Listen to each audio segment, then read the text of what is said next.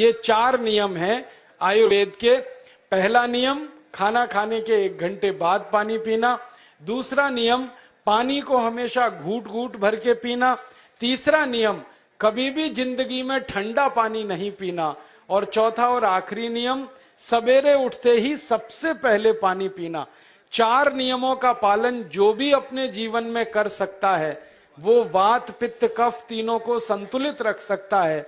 और जिसका वात पित्त कफ संतुलित है उसके जीवन में बीमारी नहीं आती है। और जो बीमार नहीं पड़ते हैं वो स्वस्थ और तंदुरुस्त और सुखी रहते हैं। उनकी जिंदगी का खर्चा कम होता है और देश का भी बहुत सारा पैसा बचता है। हम चाहते हैं कि रुपया और डॉलर बराबर हो जाए। रुपया और डॉलर कब बराबर होगा? जब हमने लिया हुआ विदेशी कर्ज चुका दिया। जिस दिन हम विदेशी कर्ज चुकाएंगे रुपया डॉलर बराबर हो जाएगा। रुपया डॉलर बराबर होते ही निर्यात की आमदनी 50 गुनी बढ़ जाएगी और आयात का खर्चा 50 गुना घट जाएगा। और दोनों मिला दें तो ये देश तो 2-3 साल में ही सोने की चिड़िया हो जाएगा। चीन तो हमसे टक्कर नहीं ले पाएगा, इतना आगे हम निकल जाए। आज दुनिया में ये कहा जाता है चीन सबसे तेजी से विकास करने वाला देश है। अमेरिका भी चीन से अब पीछे रह गया है। हम चीन के आगे निकल जाएंगे क्योंकि हमारे पास ट्रेड सरप्लस होगा, डेफिसिट। एक अंग्रेजी शब्द सुना है, BASTARD, बास्टर्ड, माने जिस बच्चे के 2 या 2 से अधिक बाप, वो है बास्टर्ड। तो हमने अपने सब बच्चों को भेज दिया है कॉन्वेंट में बास्टर्ड होने के लिए। परिणाम अब जानते हैं क्या हो रहा है? हमारे बच्चे कॉन्वेंट में जाते हैं तो उनको तो अंग्रेजी परंपरा से मदर फादर ही सिखाया जाता है कि देखो ये जो व्यक्ति है ना, ये फादर है, ये मदर है। एक घर में है असली, दूसरा है नकली। और भारतीय परंपरा पता है क्या है? हमारी परंपरा है कि एक बच्चे की 2 माताएं तो हो सकती हैं, बाप 2 कभी नहीं होते हैं। भगवान कृष्ण की 2 माताएं, एक ने जन्म दिया, एक ने लालन पालन किया। भगवान राम ने जिंदगी भर अपनी 3 माताओं को माना। एक तो जन्म देने वाली कौशल्या माता, बाकी केकई और सुमित्रा को भी मां के समान ही माना। इस देश में जितनी आप पुरानी बातें उठाएं, हर जगह 2 माताएं 3 माताएं मिल जाएं, बाप किसी के 2 नहीं। आप इस बात का ध्यान रखो कि दुनिया में किसी भी व्यक्ति के व्यक्तित्व की परीक्षा उसके शरीर के रंग से नहीं होती, उसके काम से होती है, उसके गुण से होती है, उसके स्वभाव से होती है।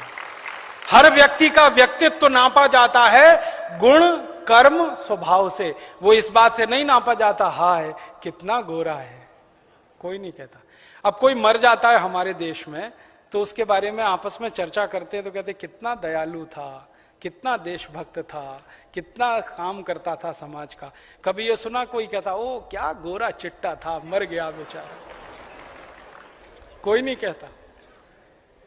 त्वचा का रंग याद नहीं करते, गुण कर्म स्वभाव याद किए जाते हैं। तो गुण कर्म स्वभाव अपने अच्छे बनाओ, ये फेयर एंड लवली वगैरह की जरूरत नहीं। और माताओं बहनों को जरूर समझाओ ये बात, उनके दिमाग में ये बात लाओ। कपड़े जैसी ही एक दूसरी चीज अपनी बहुत बिकती थी दुनिया के देशों में, और वो थी भारत का लोहा, स्टील। हमारे भारत में कच्चे लोहे की बड़ी खदानें हैं और जिस देश में कच्चा लोहा निकलेगा वहीं पर स्टील बन सकता है। और 17वीं शताब्दी में 20,000 से ज्यादा फैक्ट्रियां थी जो स्टील बनाती थी इस देश में।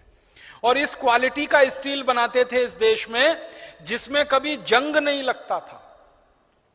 आज 21वीं शताब्दी में सारी हाईफाई टेक्नोलॉजी के बाद जो स्टील बनता है उसमें जंग लग जाता है। और अगर आप उसका प्रमाण देखना चाहें तो दिल्ली के पास मेहरौली नाम का एक छोटा सा गांव है, वहां एक लौह स्तंभ खड़ा हुआ है, उसको जाके देख लीजिए, उसमें जंग का एक निशान नहीं है। और आपको सुन के हैरानी होगी, स्टील बेचकर भी हम सोना ही कमाते थे।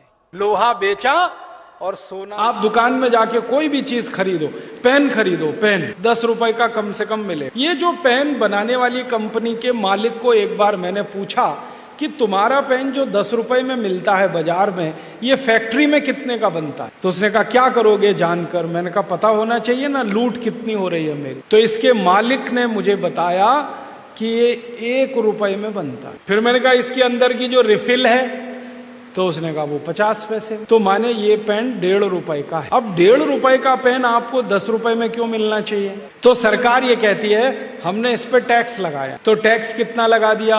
8.5 रुपए। अब आपकी जेब से सरकार ने 8.5 रुपए निकाल लिए अगर आपने एक पेन खरीदा तो।